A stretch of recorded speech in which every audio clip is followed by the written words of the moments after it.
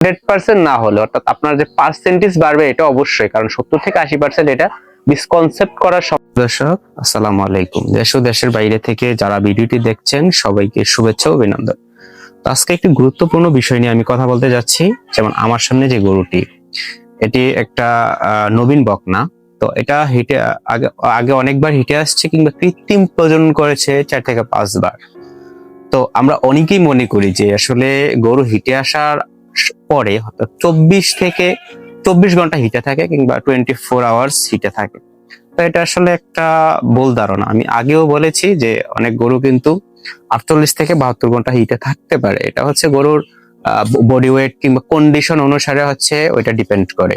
তো এই ক্ষেত্রে আমার সামনে যে বকনাটি, এটির হিটে আসার পরে অর্থাৎ ডাকাডাকি থাকে, অনেক গরু সাইলেন্ট হিটে থাকে কিন্তু এটা ডাকাডাকি থাকলেও এটা 48 থেকে 72 ঘন্টা হিটে থাকে। তো আগে যেই বলগুলা আসলে করেছিল কিংবা যারা টেকনিশিয়ান তারা আসলে যে মিস্টেকটা আমি মনে করি করেছে, ওইটা হচ্ছে 24 ঘন্টা গরু হিটে থাকলে যে অনুপাতে এআই করা হয় ওই অনুপাতে এআই করা হয়েছে। যেমন যদি আগের দিন সকালে হিটে আসছে, বিকালের দিকে এআই করেছে কিংবা পরের দিন বড় জোর সন্ধ্যা সকাল পর্যন্ত এআই করেছে। তো এটার হচ্ছে নরমালি এটা এবার হিটে এসেছে গত দিনের আগের দিন 10টা বাজে। তো গতদিনও হচ্ছে গিয়েছে, গতদিন সন্ধ্যার পরে পর্যন্ত কিংবা রাত্র পর্যন্ত এটা সম্পূর্ণ ডাকাডাকি করেছে।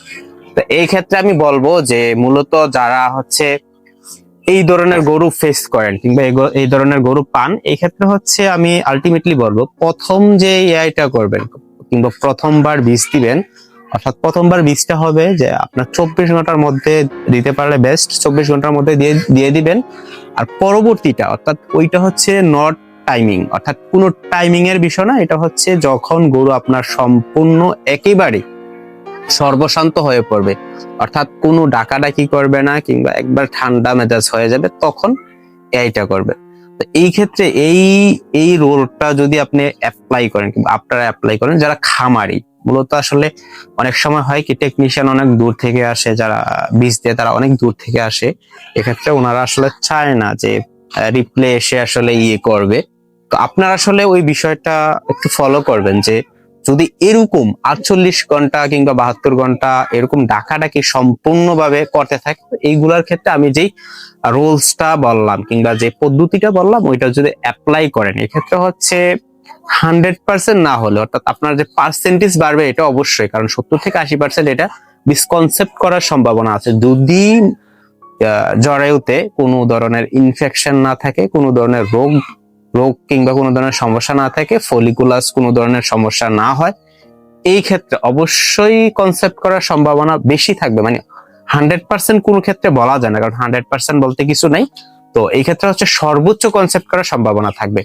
তো এই ছিল আজকের বিষয়টি। এটা যদি আপনারা আপনাদের যারা খামারি কিংবা কৃষক তাদের সাথে এরকম ঘটনা অহরহ হয়ে থাকে, তো তাহলে আমার যে বিষয়টি বললাম এটি অবশ্যই অ্যাপ্লাই করবেন।